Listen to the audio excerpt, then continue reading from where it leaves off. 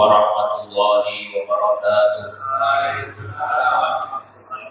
Alhamdulillahil ahadis samad alladzi lam yalid wa lam yulad wa lam yakul lahu kufuwan ahad. Allahumma shalli wa sallim wa barik ala nabiyyina wa maulana wa qudwatina Muhammad wa ala alihi wa ashabihi wa man tabi'ahu bi ihsanin ila yaumil ma'ad. Amma ba'd.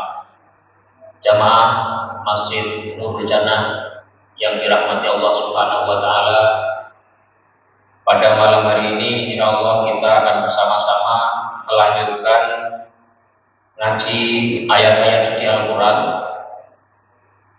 ngaji mempelajari dan mencoba mentadabburi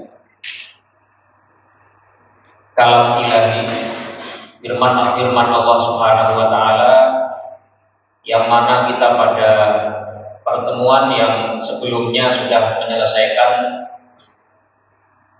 pembahasan ayat-ayat di surat Al-Kahf. Sekali lagi, surat Al-Kahf itu surat yang penting. Dalam beberapa riwayat, surat itu dianjurkan untuk kita senantiasa baca pada setiap pekan. Itu artinya ada pesan khusus yang hendaknya perlu kita renungi, kita pahami, kemudian kita resapi sebagai bagian dari upaya kita terus mendekatkan diri kepada Allah Subhanahu wa taala. Nah, pada pertemuan kali ini dan pertemuan-pertemuan berikutnya, insyaallah kita akan melanjutkan ngaji surah berikutnya, yaitu surat Maryam, yaitu surat yang berada dalam urutan ke-19 dalam urutan mushaf Al-Quran yang ada di hadapan kita semuanya. Nah, surat Maryam, mengapa surat ini disebut dengan surah Maryam? Sebelum kita nanti masuk ke ayat-ayatnya, kita berikan pengantar dulu agar kita lebih bisa memahami di mana posisi surat ini dalam Al-Quran. Nah, surat Maryam ini disebut dengan surah Maryam karena memang di dalamnya terdapat kisah tentang ibunda Maryam, Maryam binti Imran. Penyebutan kisah Maryam itu merupakan bentuk penghormatan sekaligus sebagai catatan untuk atau agar supaya kisah Maryam itu sebagai sebuah kisah yang istimewa agar tetap terus dibaca oleh umat manusia, dipahami dan diambil manfaat serta pelajaran-pelajarannya oleh kita semuanya.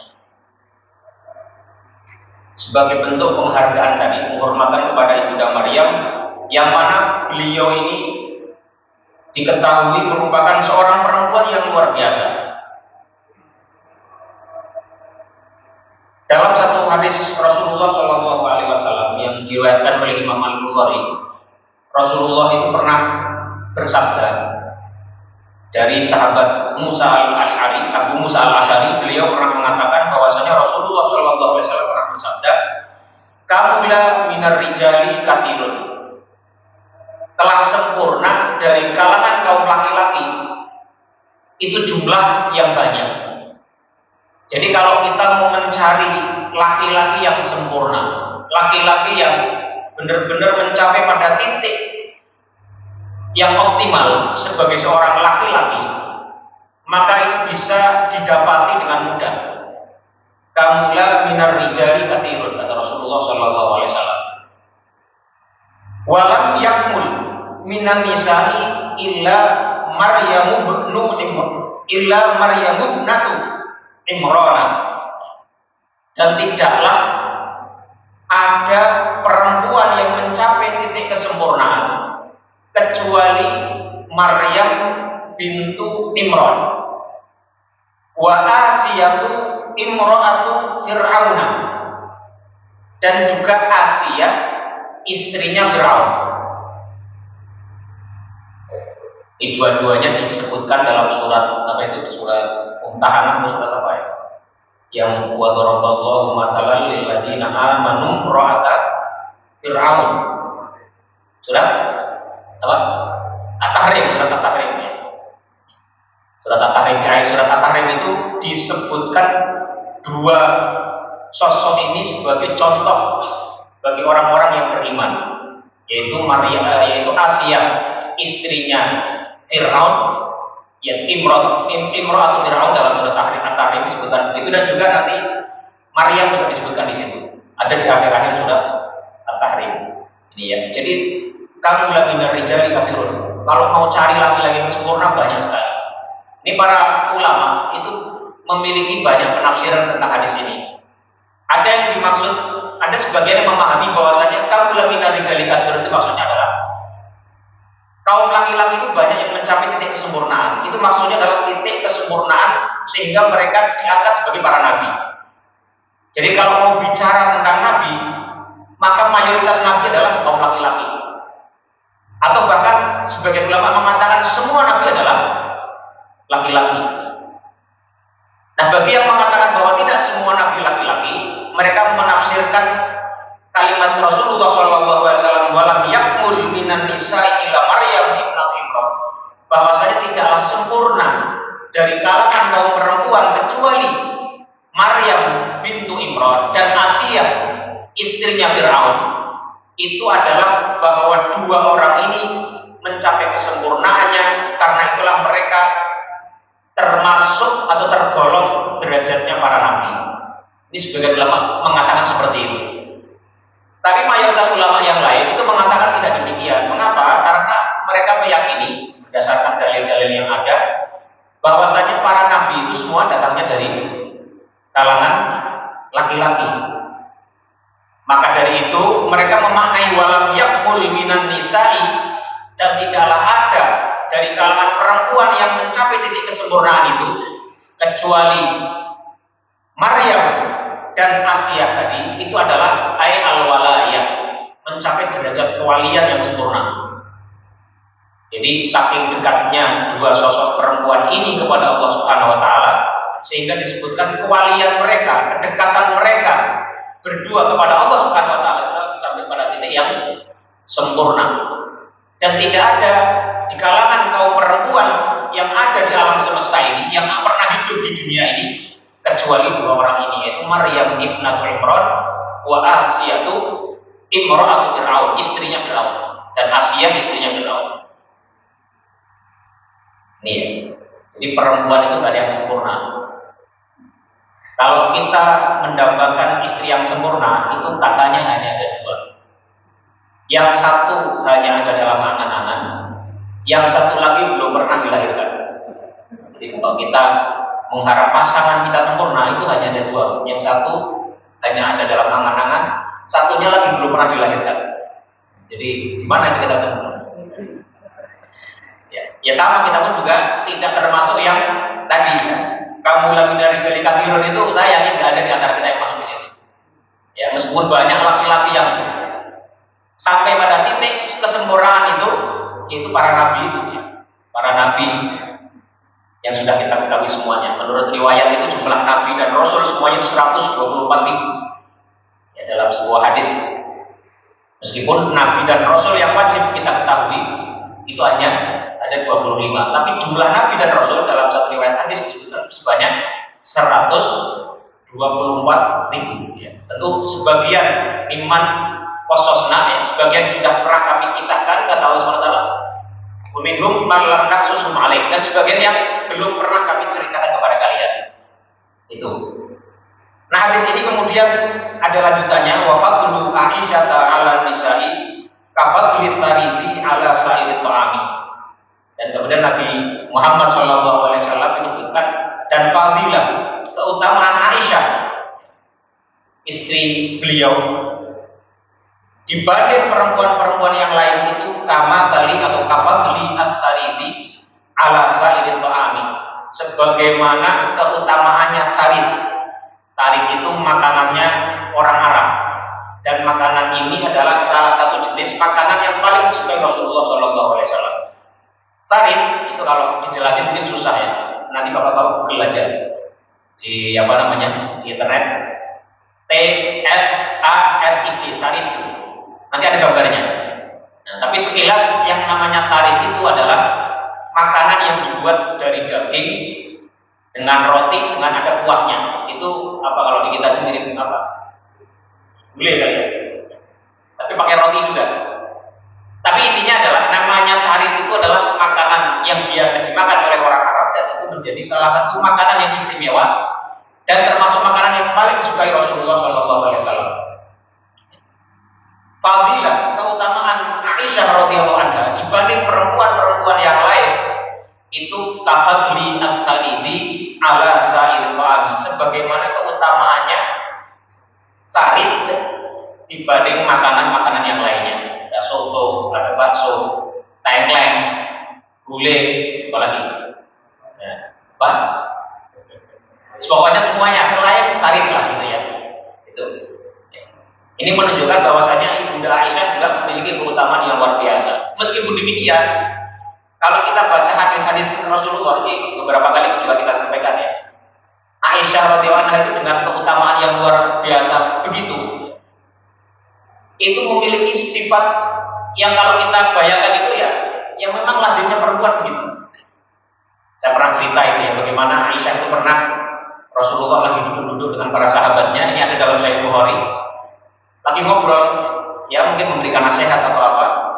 Ada satu istri Rasulullah yang lain itu ngirim makanan melalui seorang pembantu lah, seorang asisten. Aisyah yang cemburu itu dicawel apa namanya? Dicolek itu apa? Nampaknya sampai jatuh dan pecah itu apa namanya makanannya tumpah, tempatnya juga pecah. Rasulullah hanya tersenyum, hanya bilang muka, ibunda kami lagi cemburu. Ya. Jadi beliau nggak merasa tersinggung, nggak merasa martabatnya jatuh, ya, di hadapan para sahabatnya dimarahi apa istrinya Aisyah begitu gitu. Ini ada dalam Sahih Bukhari. Jadi itulah ya, artinya kita menghadapi ini bukan menyudutkan kaum perempuan tidak, bukan hadis-hadis yang disebut oleh sebagian orang itu hadis misoginis. Kan ada orang-orang sekarang itu yang terpengaruh oleh kalangan orientalis atau karena semangat feminisme itu menganggap ada hadis-hadis yang disebut hadis-hadis misoginis, hadis-hadis yang mendiskreditkan kaum perempuan. Tapi bukan begitu cara memahaminya. Ini menunjukkan betapa sedemikian sempurnanya, sedemikian keutamaannya Aisyah radhiyallahu anha dibanding perempuan-perempuan yang lain, tapi masih begitu ya. Itu tidak menurunkan martabat Aisyah juga tidak. Pernah juga kita singgung itu dalam kajian pagi itu ya. Bagaimana Aisyah itu pernah ketika sama Rasulullah sama-sama sakit kepala. Rasulullah mengatakan wa roksa, aduh sakit sekali kepalaku. Aisyah juga sama mengatakan begitu, wa roksa, aku juga sakit. Rasulullah bilang, "Hai Aisyah, ini karena romantisme beliau. Kalau nanti kamu meninggal duluan, aku akan mandikan kamu, aku kafani kamu, aku sholati, aku kuburan kamu." Ini suami yang romantis ini. Tapi Aisyah jawabannya apa? Allah, kira-kira ya kalau bahasa kita. Paling-paling setelah itu engkau kembali dari pemakaman, kamu akan berkumpul dengan istri-istrimu yang lain. Itu jawaban seorang Aisyah. Nabi tidak marah, hanya tersenyum saja. Karena memang khuliqat min dil'in aqwat. Kaum perempuan itu diciptakan dari tulang rusuk yang bengkok. Tapi bengkoknya itu justru ada kelebihan kaum perempuan. Ada kelemah lembutan di situ. Ada rasa kasih sayang yang lebih besar dibanding kaum laki-laki. Tapi ini perlu kita pahami sebagai kaum laki-laki agar mengenal betul siapa orang yang tidur bersama kita setiap malam ini. Ini Aisyah radhiyallahu anha diceritakan oleh Rasulullah SAW tadi, wa fadlu Aisyata ala nisa'i kafadli saridi ala sa'il ta'am. Bahwa keutamaan Aisyah dibanding perempuan-perempuan yang lain itu adalah ibarat keutamaan sarit. Ya, sekali lagi kalau Bapak penasaran nanti di Google ya, sarit seperti apa gambarnya. Ya, biar paham. Ala sa'il ta'ami dibandingkan dengan semua jenis makanan lainnya. Ini Dalam riwayat lain, Rasulullah SAW memuji Ibunda Maryam ini dengan sabda yang lain. Itu ada dalam Sunan Tirmidzi, hadisnya hadis sahih. Bahwasanya Rasulullah SAW bersabda, hasbuka minan nisa'i al-alamina, hasbuka min nisa'il alamina Maryam ibnu Imran wa Khadijah bintu Khuwailid. Cukup bagi kalian kalau ingin melihat perempuan yang istimewa di alam semesta ini, itu adalah Maryam ibnatu Imran, anak perempuannya Imran.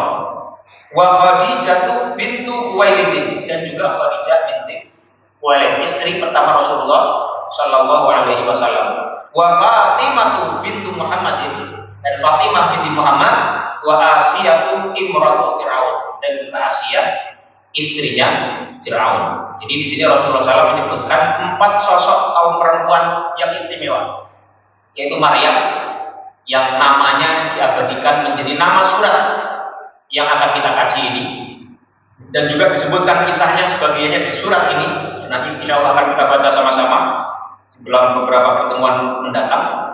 Dan juga Khadijah bintu Khuwailid, Khadijah istri beliau. Kemudian juga Fatimah bintu Muhammad, Fatimah putrinya Nabi Muhammad SAW. Wa Asiyah imra'atu Fir'aun, dan juga Asiyah istrinya Fir'aun. Kalau kemudian orang ada mungkin bertanya-tanya, lantas di antara umatnya Nabi Muhammad ini, kalau dibanding-bandingkan siapa lebih utama, antara Khadijah, Aisyah, atau Fatimah? Nah, ini para ulama memiliki perbedaan banyak pendapat ya, mengenai cara mendudukkan hadis-hadis yang seakan-akan berbeda-beda. Di satu sisi Rasulullah menyebut Aisyah itu memiliki kelebihan dari semua wanita yang lainnya, sebagaimana kelebihan yang dimiliki makanan tarik dibanding makanan yang lainnya. Tapi pada sisi yang lain, kadang-kadang Rasulullah memuji istrinya Khadijah yang beliau mengatakan tidak akan bisa tergantikan, bahkan oleh Aisyah sendiri. Dan juga pernah beliau menyebut Fatimah itu sebagai Sayyidatu Nisa'il Jannah, sebagai sayyidahnya, tuannya perempuan-perempuan di surga nanti. Nah, itu para ulama menjelaskannya macam-macam ya. Salah satunya itu kalau dilihat dari nasabnya, itu jelas Fatimah adalah jauh lebih mulia dibanding Aisyah maupun Khadijah, karena dalam dirinya mengalir langsung dalam Rasulullah SAW. Tapi dari sisi manfaat ilmunya, itu yang paling tinggi Aisyah. Mengapa? Karena Aisyah itu adalah salah satu atau bahkan satu-satunya perempuan yang paling banyak menjadi rujukan, menjadi referensi bagi sahabat-sahabat yang lain seperti Rasulullah. Istri-istri yang lain juga sama meriwayatkan hadis, seperti Ummu Salamah misalnya, atau Zainab misalnya. Ada, tapi yang paling banyak meriwayatkan hadis dan juga paling banyak ilmunya dan paling banyak menjadi referensi para sahabat dan tabi'in yang datang kemudian, itu adalah Aisyah radhiyallahu anha. Beliau memiliki jasa yang luar biasa besar dalam turut serta menyebarkan hadis-hadis Rasulullah Shallallahu Alaihi Wasallam. Nah, ini kembali kepada surat Maryam. Surat Maryam ini termasuk golongan surat Makkiyah, artinya dia ini diturunkan oleh Allah Subhanahu Wa Taala melalui malaikat Jibril di Mekah atau sebelum hijrahnya Rasulullah Shallallahu Alaihi Wasallam. Wa qala al-Qurtubi wa hiya makkiyatun bi ijma'in, bahwasanya kategorisasi surah Maryam sebagai surah Makkiyah itu disepakati oleh para ulama, menjadi ijma para ulama. Wa kana nuzuluha mubakkiran bil ahdil makki, dan surat Maryam ini adalah salah satu surat yang termasuk awal-awal turun di periode awal kenabian Nabi Muhammad Shallallahu Alaihi Wasallam. Karena salah satu buktinya adalah nanti disebutkan ya, bahwasanya Ja'far bin Abi Thalib ketika hijrah ke Habasyah, itu kan tahun berapa? Tahun ke-6 Hijriah atau tahun ke-7 ya kalau salah ya. Itu ketika Najasyi, rajanya Habasyah, rajanya Ethiopia saat itu pernah meminta kepada Ja'far bin Abi Thalib untuk membacakan beberapa ayat yang dinyatakan atau diklaim diturunkan dari dari Allah Subhanahu wa taala pada orang yang mengaku nabi saat itu Muhammad sallallahu alaihi wasallam. Ja'far bin Abi Thalib membacakan bagian-bagian awal dari ayat-ayat yang ada di surat Maryam sampai kemudian Najasyi menangis ya, sampai kalau dalam hadisnya itu sampai jenggotnya itu basah dengan tangisan. Jadi hati yang bersih ya, meskipun itu saat itu dia masih kafir ya, masih belum masuk Islam, dengar ayat-ayat itu sentuh hatinya. Termasuk beberapa al-qasawisah ya, para pastor atau para pendeta yang mendampingi Najasyi itu mendengarkan ayat-ayat yang dibacakan oleh Ja'far bin Abi Thalib sampai menangis. Menangis karena dahsyatnya pengaruh ayat itu. Memang ayat-ayat Al-Quran itu luar biasa ya. Walau anna Qur'anan suyirat bihil jibalu au tuqiat bihil ardu au kullima bihil mauta. Kalau seandainya ada bacaan di muka bumi ini, di alam semesta ini, yang dengan bacaan itu mayat-mayat yang hidup bisa dibangkitkan lagi, tanah-tanah bisa dihancurkan dengan bacaan itu. Walau anna Qur'anan suyirat bihil jibal, dan gunung-gunung juga bisa digeser dengan satu bacaan. Maka bacaan itu adalah bacaan Al-Quran. Jadi bacaan Al-Quran itu, kalaupun ada bacaan yang bisa membuat seperti itu, yang efeknya bisa menggeser gunung-gunung, bisa membuat orang-orang yang mati hidup lagi, atau bisa menghancur leburkan bumi ini, maka itulah Al-Quran. Dan Al-Quran pula, Nabi itu adalah hati beliau itu lebih kuat daripada gunung-gunung. Karena Allah Subhanahu wa taala itu dalam satu ayat di surat Al-Hasyr berfirman, "Walau anzalna hadzal Qur'ana 'ala jabalin la ra'aitahu khashi'an mutasaddian min khasyatillah." Kalau seandainya aku turunkan Al-Qur'an itu kepada satu gunung, dia akan kamu lihat hancur lebur. Tapi Al-Qur'an diturunkan kepada hatinya Nabi Muhammad sallallahu alaihi wasallam. Di hati seorang manusia yang memang benar-benar kuat itu jauh lebih kuat daripada gunung-gunung ini. Nah, ayat yang ada dalam surat Maryam ini, sekali lagi sebelum kita masuk ke surat Maryam ini, jam berapa ini? Kok fotonya foto pakai dasi ini? Kayaknya nggak cocok itu. Ya udahlah, masa bodoh lah. Kita lagi lihat salib, Ustaz. Kenapa? Salib. Oh ya udah, mana aja lah. Ini ya, surat Maryam. Apa tema utama yang menjadi pokok pikiran atau menjadi tema yang paling menonjol dalam surat Maryam? Sekali lagi, dalam cara kita membaca Al-Quran itu sebagian ulama ada yang menganut pendekatan maudhu'i namanya, tematik. Jadi salah satu pendekatan tematik itu bagaimana mereka membaca ayat-ayat yang ada kemudian menyimpulkan tema-tema tertentu yang ada dalam ayat-ayat itu. Tema apakah yang saling berhubungan di situ? Yang paling menonjol di satu surat. Misalnya surat Al-Kahf, sesuai dengan namanya. Al-Kahf itu kan gua di mana orang datang berlindung. Al-Kahf itu adalah juga isinya perlindungan dari berbagai macam fitnah. Mari kita sudah kaji, ada fitnah yang bisa menimpa agama, fitnah menimpa harta, fitnah ilmu, fitnah kekuasaan, dan fitnah dajjal pun itu nanti bisa ditanggulangi dengan surat Al-Kahf. Jadi tema utamanya itu. Nah, surat Maryam ini oleh para ulama yang melakukan pendekatan pemahamannya dengan pendekatan maudhu'i atau pendekatan tematis, itu mereka mengatakan bahwasanya salah satu tema paling penting dalam surat Maryam itu adalah tema tentang rahmat. Tema tentang rahmat Allah Subhanahu wa taala. Makanya kalau kita nanti lihat di balik ayat-ayat di surat Maryam ini, itu akan banyak kita jumpai penyebutan sifat Allah sebagai Ar-Rahman.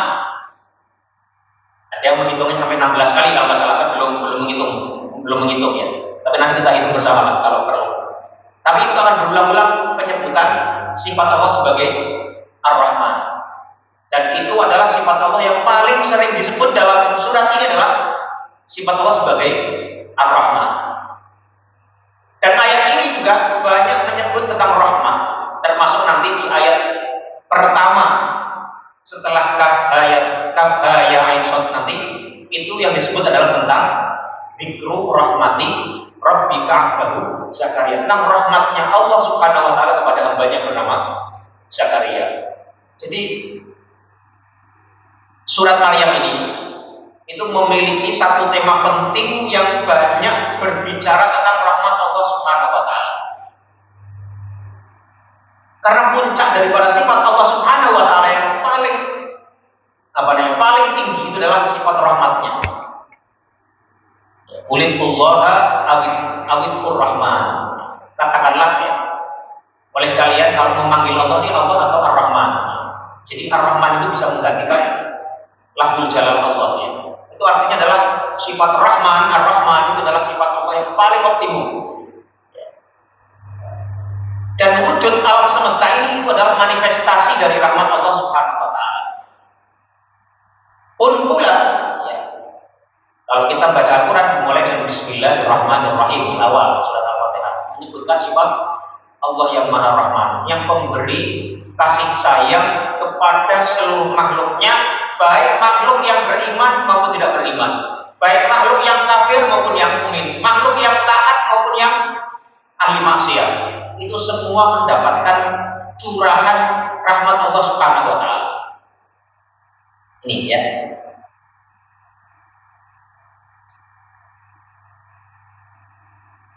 Dan nanti akan kita lihat betul itu betapa isu atau tema tentang rahmat itu mewarnai secara dominan di balik ayat-ayat yang akan kita baca dalam surat Maryam ini insyaallah.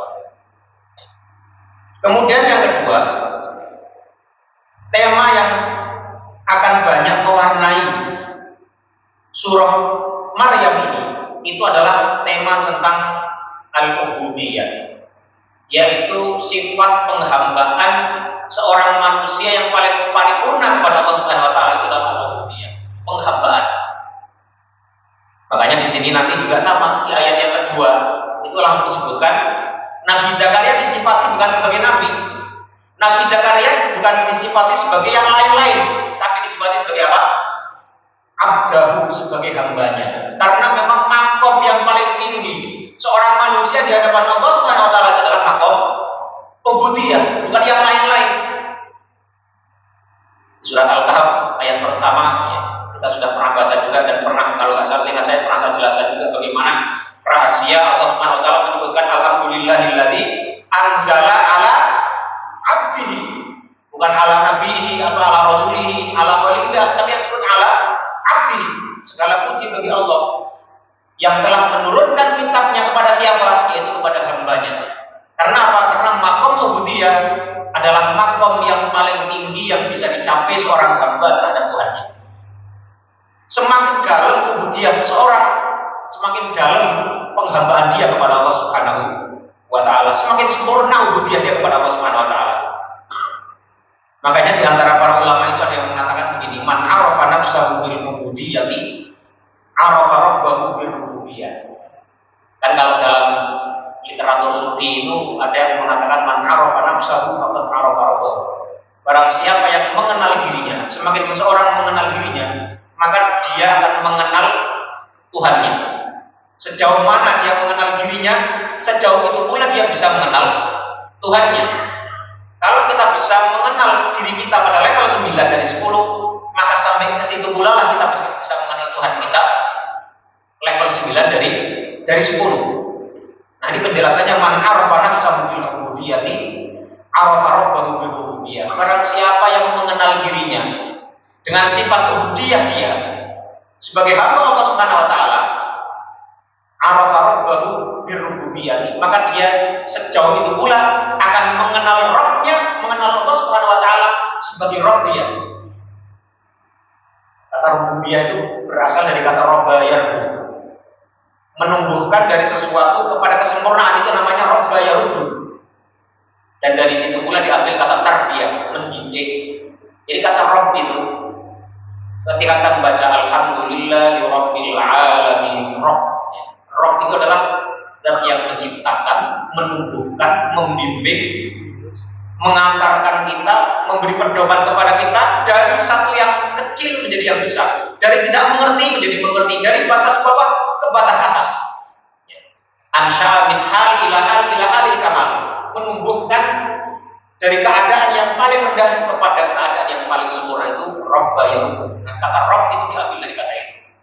Jadi penghambaan dengan rububiyah itu memiliki relasi yang sedemikian kuatnya. Man arafa nafsahu bil ubudiyati arafa rabbahu bir rububiyati. Barang siapa mengenal dirinya, statusnya sebagai abdun lillah, sebagai abdullah hamba Allah, maka sebatas sejauh itu pula dia akan bisa mengenal Rabbnya sebagai Rabb dia. Waman arafa nafsahu bil faqri arafa rabbahu bil ghina. Dan barang siapa yang mengenal dirinya dengan kefakirannya, dengan rasa berkebutuhannya, maka dengan itu pula dia bisa mengenal Rabbnya dengan kekayaannya, dengan ketidakadanya kebutuhan kepada pihak lain. Nanti kita akan baca juga ini ya, bagaimana trik atau tipsnya Nabi Zakaria ketika berdoa itu adalah menunjukkan kelemahannya. Ya, Rabbi inni wa hanal azmu minni.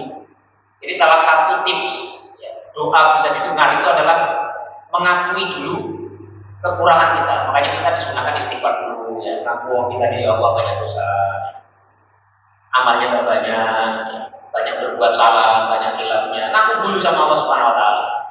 Nabi Zakaria ketika berdoa itu mengatakan Rabbi inni wa hanal azmu minni, Allah aku ini Allah.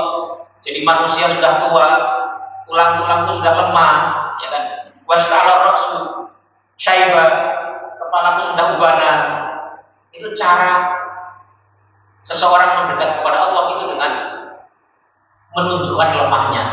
Maka di sini tadi waman arafa nafsahu bil faqri, barang siapa yang mengerti bahwa dirinya itu fakir, dirinya itu butuh, dirinya itu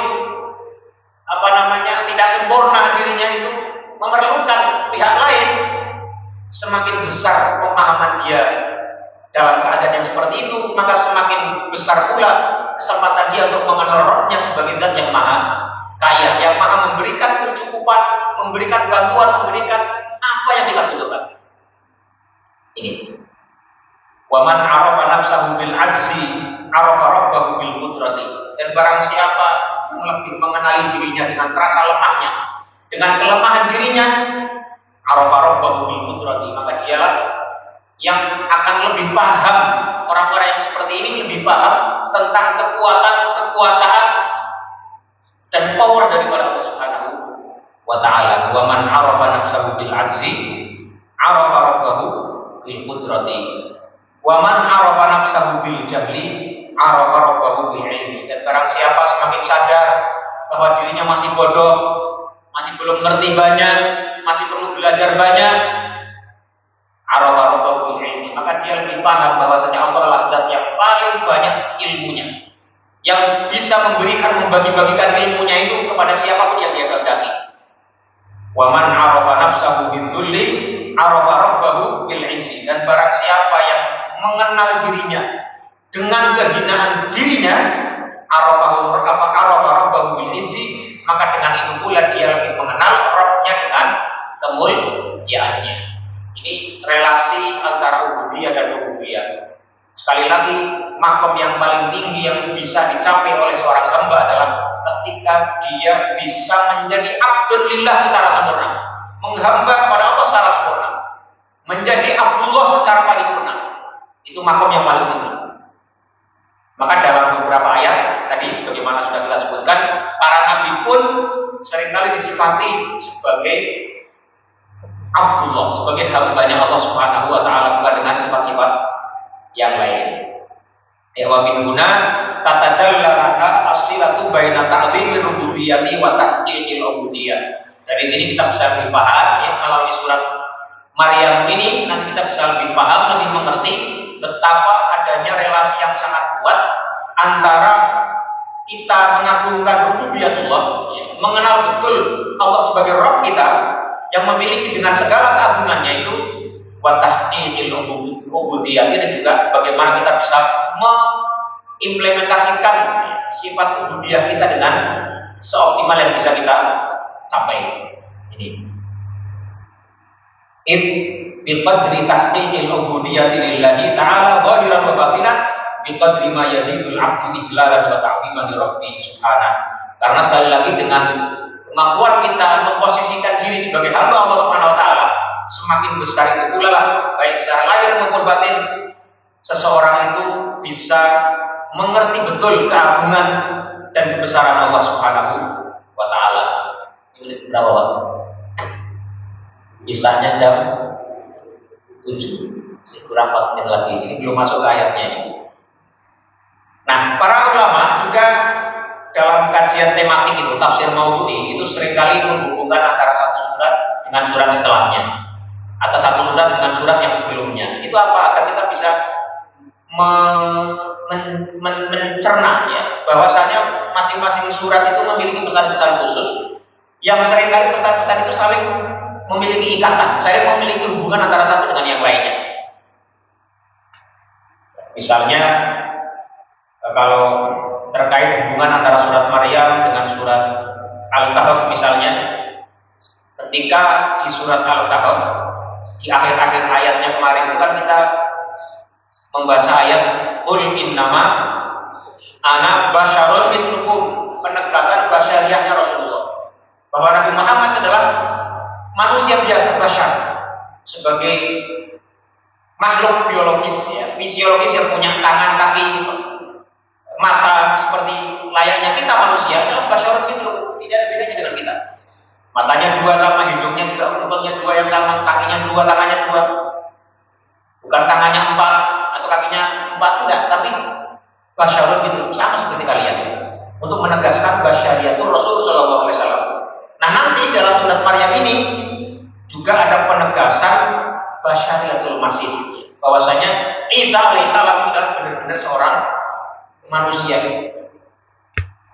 Ini dalam kaitan nanti bagaimana menempatkan pandangan orang-orang yang menuhankannya.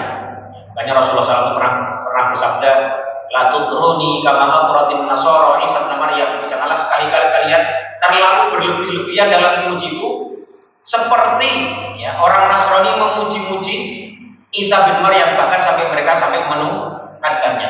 Nah, di surat Al-Kahf ada penegasan basyariatul Rasul sallallahu alaihi wasallam tentang kemanusiaannya Rasulullah SAW. Nanti juga di surat Maryam akan ditegaskan tentang basyariatul Masih, tentang kemanusiaannya Nabi Isa alaihi salam.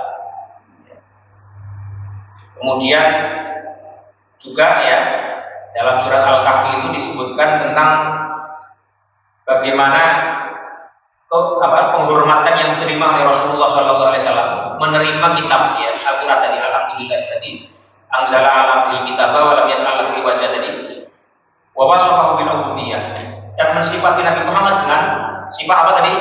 Ubudiyah. Maka nanti di surat Maryam ini pula Allah mensifati Nabi Zakaria dengan sifat ubudiyah juga. Ini jadi yang di sana ubudiyah, Rasulullah disifati dengan ubudiyah, Nabi Zakaria di surat Maryam dengan ubudiyah. Ini diantara hubungan-hubungan antara surat Maryam dan surat Al-Kahf. Ada beberapa lagi yang kalau dibacakan ini ada beberapa lagi ya, ada 2 halaman lagi di sini. Tapi mungkin tidak perlu kita baca semuanya ya. Ini sebagai pengantar surat Maryam yang insya Allah akan kita kaji pada kesempatan berikutnya. Barangkali ini yang bisa kita sampaikan pada malam hari ini. Kalau ada yang ingin menambahkan, menyampaikan pertanyaan atau pandangannya, silakan sebelum kita tutup. Gak ada? Ya kalau gak ada, kita ya apa? Oh iya, ya udah nggak apa-apa. Baik ya.